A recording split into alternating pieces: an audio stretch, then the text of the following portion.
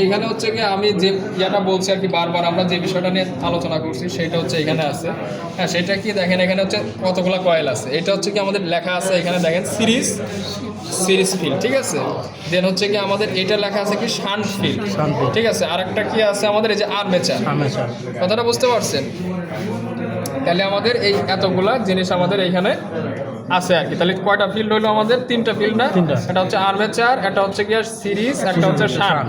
তার মানে আমরা এই মোটরটাকে সিরিজ মোটর হিসেবে চালাইতে পারবো, শান্ট মোটর হিসেবে চালাইতে পারবো এবং কম্পাউন্ড মোটর হিসেবেও চালাইতে পারবো। কম্পাউন্ডের মধ্যে দুটো ভার্সন আছে, লং এবং শর্ট শান্ট, ঠিক আছে। ওই হিসেবে আমরা এটাকে চালাইতে পারবো।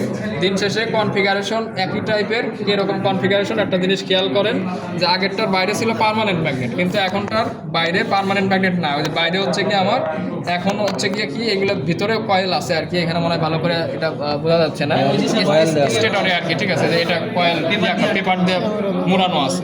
হ্যাঁ, আর আগের মতোই ঠিক একইভাবে আমাদের রোটর যেটা, ঠিক আছে, সেটা কিন্তু আমাদের কয়েলে যে দেখতে পারতেছে আর কি। হ্যাঁ, এবং আমরা যদি বাইরের সাইড দেখি, বাইরের সাইড মানে হচ্ছে কি আমাদের যেখানে যে ব্রাশগুলো কানেক্ট হয়েছে আমাদের কমিউটেটরের সাথে, সেটা যদি এখানে দেখি সেম মেকানিজম, ঠিক আছে, সেম মেকানিজমে, ঠিক আছে। আমরা যদি এটা ঘোরাই, যে কমিউটেটর সেগমেন্টগুলো আছে এবং এই সেগমেন্টের সাথে এই দেখেন একটা হচ্ছে প্লাস সাইডের উইন্ডিং এখানে কানেক্ট আছে, আর একটা হচ্ছে কি আমাদের মাইনাস উইন্ডিং কানেক্টেড আছে। কথাটা বুঝতে পারছেন? তো আমরা যদি এটা ঘোরাই, তো ঠিক আগের মতোই আমাদের এই ব্রাশগুলো কমিউটেটরের সাথে কানেক্ট হয়ে আমার আর্মেচারকে ম্যাগনেট করবে আর কি, আর্মেচারে পাওয়ার দিবে আর কি। বুঝতে পারছেন?